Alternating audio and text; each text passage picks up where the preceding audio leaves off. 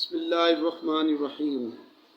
अस्सलाम वालेकुम वरहमतुल्लाहि वबरकातुहू। जी डियर स्टूडेंट्स, कैसे हैं आप? ठीक हैं। तो आज हम चलते हैं अपनी वीडियो की तरफ। अब हम सीखेंगे कि क्वालिटाइज कैसे फाइंड करते हैं, हाउ टू फाइंड क्वालिटाइज।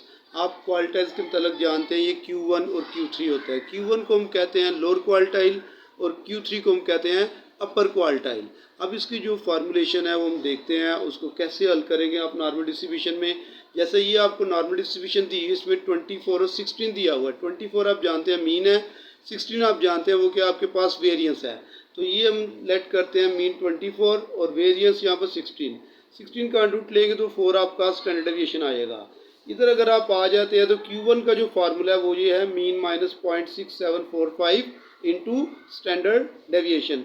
यहाँ पर आप मीन की और स्टैंडर्डेशन की वैल्यू रख देंगे। ये देखिए मीन हमारे पास 24 था, स्टैंडर्डेशन 4 थी। इन दोनों को मल्टीप्लाई करेंगे और बाद में अगर हम माइनस करते हैं तो हमारे पास ये Q1 का आंसर आ जाता है। ऐसे हम इसका क्वालिटाइल 3 निकालेंगे, थर्ड क्वालिटाइल, जिसे हम अपर क्वालिटाइल कहते हैं। इसका फार्मूला वही है, फार्मूले में फ़र्क क्या है, यहाँ पर प्लस आएगा, mean plus 0.6745 into standard deviation.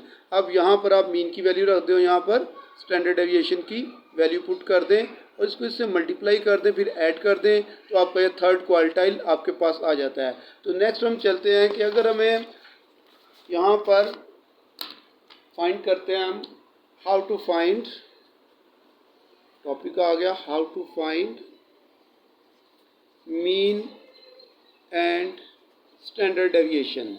और करना होगा, अगर हमें ये दे दिया जाए यहाँ पर गिवन, ये हमें गिवन हो probability of x is greater than 58.37, this is equal to 0.02, और probability of x is less than 40.85, this is equal to 0.01।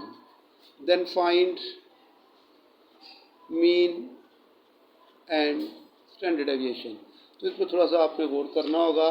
तो हम जानते हैं कि यहाँ पर अगर ये ग्रेटर देन हो तो ग्रेटर देन का मतलब क्या होता है और लेस देन का मतलब क्या होता है। Probability of x is greater then a, formula हमने इसका पढ़ा था 1 माइनस 5 इंटू जी। ठीक है, ये फार्मूला हमने पढ़ा था। तो यहाँ पर हम इसकी वैल्यू पुट करेंगे और इसे हल करेंगे। ठीक है जी। तो ये हम करते हैं 1 minus 5 into z equal to 0.02, 1 को तो ले जाते हैं तो जाके 1 माइनस हो जाता है, 0.02 minus 1 minus 5 into z, this is equal to minus 0.98 आ गए, माइनस माइनस से कैंसिल हो गया। तो z इक्वल टू 5 इनवर्स 0.98। इसकी हम ये वैल्यू यहाँ से चेक कर लेते हैं, हमारी वैल्यू यहाँ पर क्या बनती है। इसकी जो वैल्यू बनेगी हमारे पास वो बन रही है माइनस 2.327। ठीक है। तो इस तरह हम अब देखते हैं, सेकंड वैल्यू निकालेंगे जी की लेस देन के लिए। Probability of x is less then a जो होती है ये आप जानते हैं 5 इंटू जी के इक्वल होती है। इसका मतलब ये इसकी प्रोबेबिलिटी सारे के हमें ये सेकंड में दी गई है 0.01 5 इंटू जी। तो जी का मैं लेता हूँ यहाँ से 5 इनवर्स 0.01। तो ये इसकी जो वैल्यू मेरे पास हल करके आ रही है, टेबल से देखकर इनवर्स टेबल से देखकर वो बन रही है 2.054। अब दो वैल्यूज़ हमारे पास जी की आ गई। अब हम जी का फार्मूला लगाते हैं। जैसा कि हम जानते हैं जी के फार्मूले के बारे में आप लोग भी अच्छे तरीके से, वेरी वेल तरीके से जानते हैं। तो ये जी का जो फार्मूला है हमारे पास, Z equal to X minus mean over standard deviation. Z की वैल्यू आपने पहले निकाली है माइनस 2.327, वो यहाँ रख दिया हमने। एक्स था हमारे पास पहले 58.37, मीन ऐसे ही आ गया और स्टैंडर्डेशन भी इसकी ऐसे ही आ जाएगी। स्टैंडर्डेशन को ऊपर ले जाते हैं यहाँ से हम, minus 2.327, standard deviation 58.37 minus mean, this is equation 1। Now अब हम आगे चलते हैं। नेक्स्ट हमारे पास ये वैल्यू थी x की, आप देख लें। अब हम दोबारा z का फार्मूला लगाते हैं, z equal to X minus mean over standard deviation. अब z की वैल्यू सेकंड हमने निकाली थी 2.054, x है हमारे पास 40.85 और स्टैंडिशन हमारे पास माइनस मीन। स्टैंडिशन कोई नहीं है, वो हमने फाइंड करनी है। इसको इससे हम मल्टीप्लाई कर देते हैं।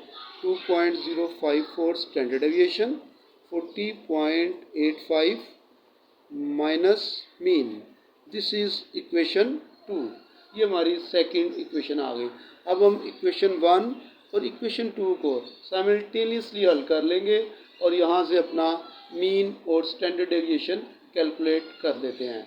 तो देखिए, अगर हम यहाँ से स्टैंडर्ड डेविएशन निकालना चाहते हैं तो हम 1 और 2 को सब्ट्रैक्ट कर लेते हैं। Subtracting 1 and 2 by subtracting 1 and 2। 1 और 2 को आपस में हम सब्ट्रैक्ट करते हैं। सब्ट्रैक्ट करेंगे तो ज़ाहिर है जब माइनस करेंगे तो मीन इसको ऊपर नीचे रख लें। ये minus 2.327 equal standard deviation equal to 58.37 minus mean, और ये सेकंड वैल्यू हमारे पास 2.054 स्टैंडर्ड डेविएशन, 40.85 माइनस मीन। अब मैं लाइन लगा के सब्ट्रैक्ट करता हूँ, माइनस माइनस और ये प्लस, ये कैंसिल हो जाएगी। इन दोनों को मैं आपस में ऐड कर लूँगा। ऐड करने के बाद मेरी ये जो वैल्यू बनेगी माइनस 4.04, बल्कि इसको मैं ऐसे लिख लेता हूँ कि ये सारी जो है ना मेरी वैल्यू हल करके, पहले यहाँ मीन की वैल्यू निकाल, चले कोई बात नहीं, तो इसको मैं डायरेक्टली लिख लेता हूँ minus 4.381 standard deviation, this is equal to 17.52। ये आ जाएगा मेरे पास। इस सारे को हल करके इन दोनों को माइनस करेंगे, इन दोनों को ऐड करेंगे, इन दोनों को आपस में माइनस करेंगे। अगर इसके साथ नेगेटिव साइन आए भी तो आप वो इग्नोर कर सकते हैं। स्टैंडिशन में आप नेगेटिव साइन नहीं लेते। अब इन्हें आपस में मैं डिवाइड कर दूंगा। तो यहाँ से जो स्टैंडर्ड डेविएशन की वैल्यू मेरी बनेगी वो अप्रॉक्सीमेटली 4 आएगी। अब मीन फाइंड करना है तो किसी एक में पुट कर दें। फ्रॉम 1 मैं लिखूँगा यहाँ पर, फ्रॉम 1 है मेरे पास ये minus 2.327 standard deviation equal to 58.37 minus mean. ठीक है, ये यहाँ स्टैंडिशन की वैल्यू पुट करते हैं आप, माइनस 2.327, स्टैंडिशन की वैल्यू 4 है मेरे पास, 58.37 माइनस मीन। ठीक है जी। अब इसको 4 से मल्टीप्लाई करूँगा, इसको तो लेकर माइनस करूँगा, तो मेरे पास मीन की जो वैल्यू टोटल मैं कैलकुलेटर से सॉल्व करके जो निकाल रहा हूँ वो मेरे पास आ रही है 50.15। तो ये था आपका मीन और स्टैंडिशन निकालने का तरीका। जब कि आपको प्रोबेबिलिटी दी होगी, एरिया दिया होगा, फिर आपने उसके मुताबिक जो फार्मूलेशन है, अगर ग्रेटर देन हो तो 1 माइनस फाइव इंटू जी, अगर लेस देन हो तो खाली फाइव इंटू जी। फिर उनके इन्वर्स देखते हैं। जी के आप दो वैल्यूज़ निकाल लेंगे, फिर जी की दोनों वैल्यूज़ को बारी बारी जी के फॉर्म में वैल्यू पुट करके दो इक्वेशन डेवलप कर लेंगे। फिर इन दोनों इक्वेशन को आप सॉल्व करके मीन और स्टैंडिशन की वैल्यूज़ आप कैलकुलेट कर सकते हैं। तो आज का ये लेक्चर उम्मीद है कि आपको पसंद आया होगा। थोड़ा सा मुश्किल है, समझने की कोशिश करनी है आपने। सब्सक्राइब करें और अपनी दुआ में याद रखें। अल्लाह आपको खुश रखें। अल्लाह हाफ़िज़।